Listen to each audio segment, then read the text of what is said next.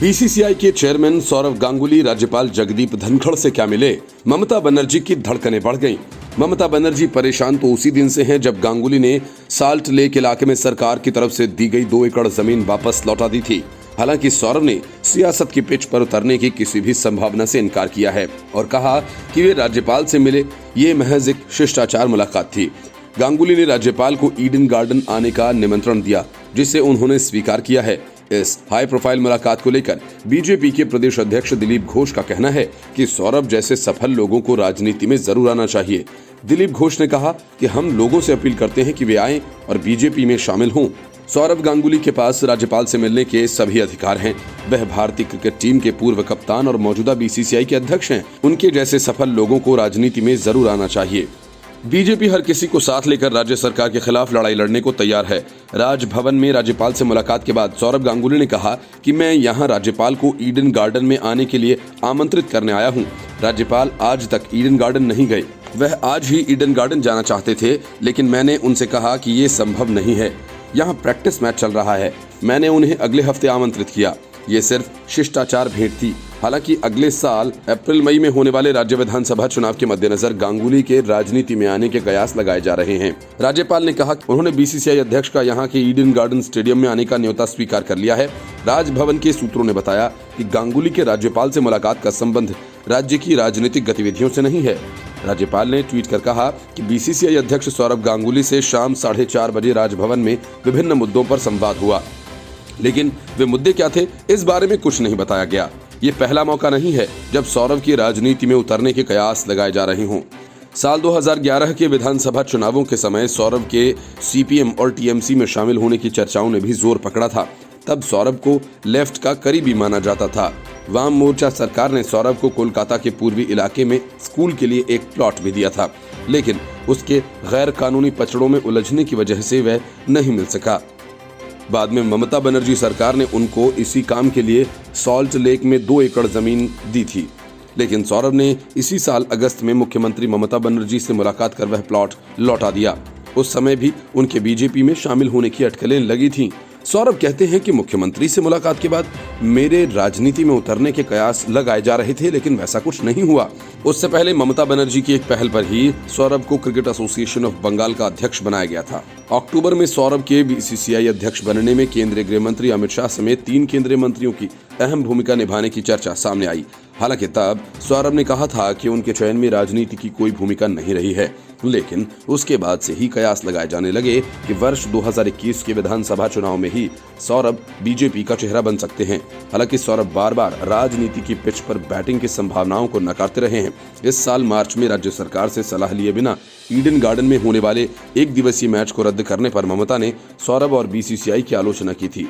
वैसे सौरभ ने अब तक राजनीति में उतरने या किसी खास पार्टी के प्रति लगाव के बारे में कोई संकेत नहीं दिया है, लेकिन उनकी पत्नी डोना गांगुली ने हाल ही में कहा था कि सौरभ क्या करेंगे ये मैं नहीं जानती, लेकिन अगर वे राजनीति की पिच पर भी उतरेंगे तो शीर्ष पर ही रहेंगे। डोना गांगुली के इस बयान को अब अमित शाह के इस हालिया बयान के साथ जोड़कर देखा जा रहा है। अमित शाह ने हाल ही में कहा था कि कोई बंगाली ही राज्य का अगला मुख्यमंत्री होगा, लेकिन क्या सौरभ के बीजेपी में शामिल होने से कोई बड़ा उलटफेर होने की संभावना है? माना यह जा रहा है कि सौरभ क्रिकेट की पिच पर तो देश के सबसे कामयाब कप्तानों में शामिल रहे। सीएबी और बीसीसीआई प्रमुख के तौर पर भी उनकी पारी बेदाग रही। बंगाल में उनकी लोकप्रियता के बारे में संदेह की कोई गुंजाइश ही नहीं है, लेकिन क्या राजनीति उनके लिए मुफीद होगी? सौरभ के किसी फैसले से पहले इस सवाल पर टिप्पणी करना सही नहीं होगा। Bureau report, news of India. Barack Obama और फिर शरद पवार ने राहुल गांधी को अगंभीर और पार्ट टाइम पॉलिटिशियन कहा तो कांग्रेस उन पर हमलावर हो गई, लेकिन पवार की बातें और बीजेपी के आरोपों को राहुल गांधी ने एक बार फिर सही साबित कर दिया। देश में किसान आंदोलन चल रहा है, कांग्रेस का स्थापना दिवस मनाया जा रहा है, राहुल गांधी और प्रियंका वाड्रा को रीलॉन्च करने की तैयारी चल रही है, सेल्फी विद तिरंगा का कार्यक्रम चल रहा है, और इन सब को छोड़ छाड़ कर राहुल गांधी नए साल का जश्न मनाने विदेश निकल गए। न किसानों की चिंता, न कांग्रेस की ये दलील है कि किसी को निजी यात्रा करने का अधिकार तो है ही, इस पर सवाल नहीं, लेकिन सवाल है कि जिस राहुल गांधी के कंधे पर कांग्रेस सवारी करना चाहती है, वही कंधा बार बार और ऐन मौकों पर विदेश क्यों चला जाता है। यही सवाल आरजेडी के शिवानंद तिवारी ने उठाया। जब बीच चुनाव में राहुल गांधी शिमला में छुट्टी मनाने चले गए, संजय राउत ने इसी वजह से कहा कि राहुल गांधी बेअसर हैं और यूपीए एक एनजीओ। अपनी विदेश यात्रा को लेकर राहुल गांधी राजनीतिक गलियारों से लेकर सोशल मीडिया तक चर्चा का विषय बने हुए हैं। एक तरफ कांग्रेस पार्टी राहुल गांधी की विदेश यात्रा पर सफाई दे रही है, तो दूसरी तरफ बीजेपी के नेता और सोशल मीडिया यूजर्स राहुल की इस यात्रा पर चुटकी ले रहे हैं। कांग्रेस पार्टी के पूर्व प्रवक्ता संजय झा ने भी राहुल गांधी की इस यात्रा को लेकर सवाल उठाए। उन्होंने कहा कि ऐसी गलतियों का खामियाजा पार्टी को आगे उठाना पड़ सकता है। कांग्रेस के पूर्व प्रवक्ता संजय झा ने कहा कि पार्टी के कई वरिष्ठ नेता काफी समय से गायब हैं। राजनीतिक अनुभव के बाद राहुल गांधी कांग्रेस पार्टी और देश के लिए विजन बनाने में सफल नहीं हो पाए। पार्टी के शीर्ष नेतृत्व में बदलाव की इच्छा का अभाव है।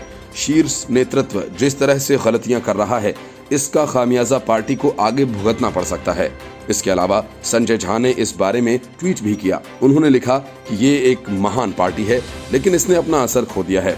एक सच्चे कांग्रेसी को इसे पुनर्जीवित करने के लिए काम करना चाहिए। ये निर्देशों का इंतजार न करें, बस करें आज अभी। कांग्रेस महासचिव केसी वेणुगोपाल ने कहा कि राहुल निजी यात्रा पर गए हैं, वे अपनी नानी को देखने गए हैं, और क्या ये गलत है? हर किसी को निजी यात्रा का अधिकार है। बीजेपी इस यात्रा पर निचले स्तर की राजनीति कर रही है। वे राहुल गांधी पर हमला कर रहे हैं क्योंकि वे एक ही नेता को निशाना बनाना चाहते हैं। बीजेपी नेता और मध्य प्रदेश के गृह मंत्री नरोत्तम मिश्रा ने कहा कि राहुल कांग्रेस का तर्पण करने के लिए विदेश गए हैं। नरोत्तम मिश्रा ने तो पार्टी के स्थापना दिवस को ही विसर्जन दिवस बता दिया। उन्होंने कहा कि कांग्रेस अभी जिस हालत में है, उसे देखकर तो ये विसर्जन दिवस लग रहा है। उन्होंने कहा कि राहुल गांधी किसानों की लड़ाई बीच में छोड़ नाना नानी के घर इटली चले गए। राहुल ने बराक ओबामा और शिवसेना के आरोपों को सही साबित कर दिया। नरोत्तम मिश्रा ने कहा कि कांग्रेस की स्थापना एक विदेशी ने की थी। हो सकता है राहुल तर्पण के लिए इटली गए हों। Bureau report, news of India.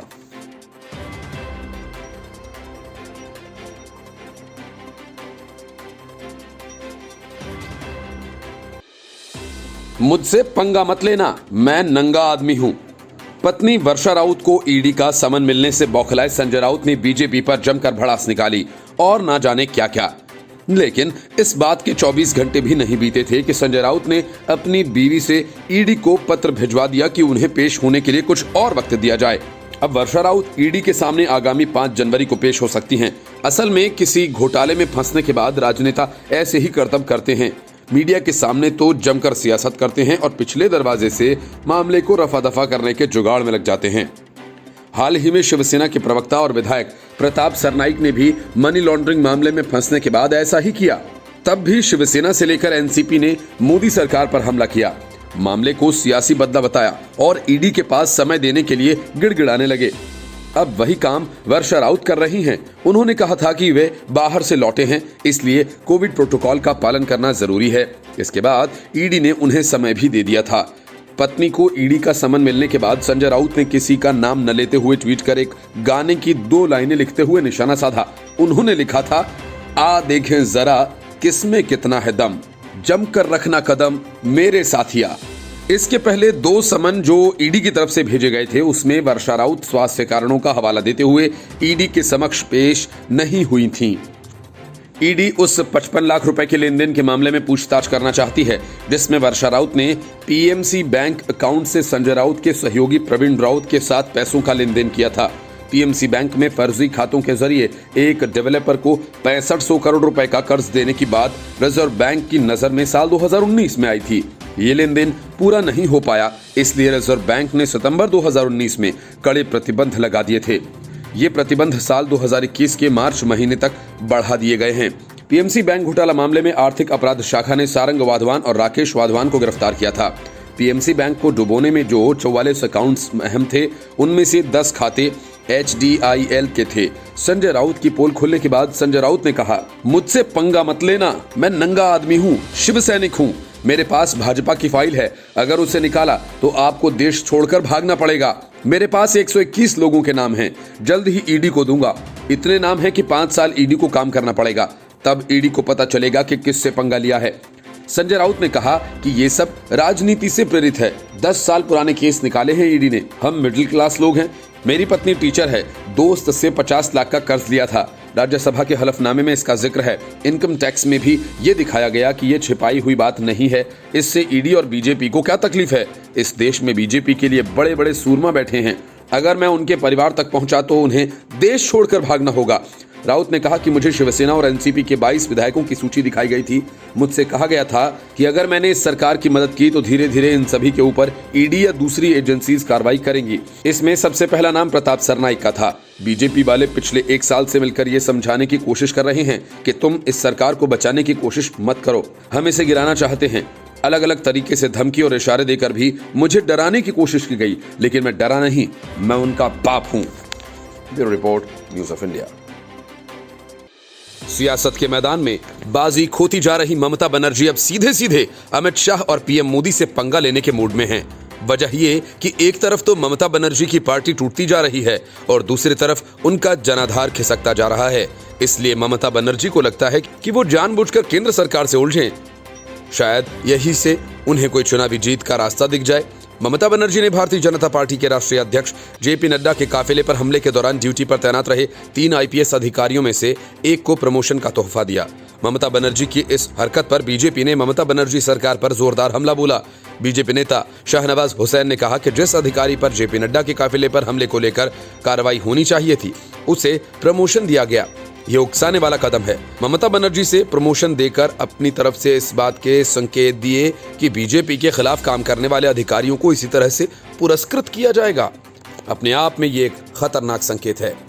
दरअसल केंद्रीय गृह मंत्रालय के ओर से बीजेपी के राष्ट्रीय अध्यक्ष जेपी नड्डा के काफिले पर हमले के दौरान ड्यूटी पर तैनात रहे 3 आईपीएस अधिकारियों के खिलाफ केंद्रीय प्रतिनियुक्ति का आदेश जारी किया गया है। इसके एक पखवाड़े से अधिक समय के बाद पश्चिम बंगाल सरकार ने एक को पद से हटा दिया, जबकि तीनों में से एक को प्रमोशन दिया। डायमंड हार्बर जिला पुलिस अधीक्षक भोलानाथ पांडे को एसपी होमगार्ड के कम महत्वपूर्ण पद पर ट्रांसफर कर दिया गया। वहीं दक्षिण बंगाल के पुलिस महानिरीक्षक राजीव मिश्रा को इसी जोन में अपर पुलिस महानिदेशक के पद पर प्रमोट किया गया।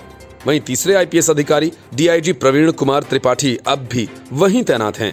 भारतीय जनता पार्टी के एक कार्यक्रम के लिए डायमंड हार्बर के रास्ते नड्डा के काफिले पर हमले के मद्देनजर गृह मंत्रालय ने तीनों भोलानाथ पांडे, राजीव मिश्रा और प्रवीण कुमार त्रिपाठी को केंद्रीय प्रतिनियुक्ति पर सेवा देने के लिए बुलाया था, लेकिन ममता बनर्जी ने उन्हें आने नहीं दिया और उसके बाद कुछ वैसी ही सियासत शुरू कर दी जैसी उन्होंने शारदा मामले में फंसे राजीव कुमार को बचाने के लिए की थी।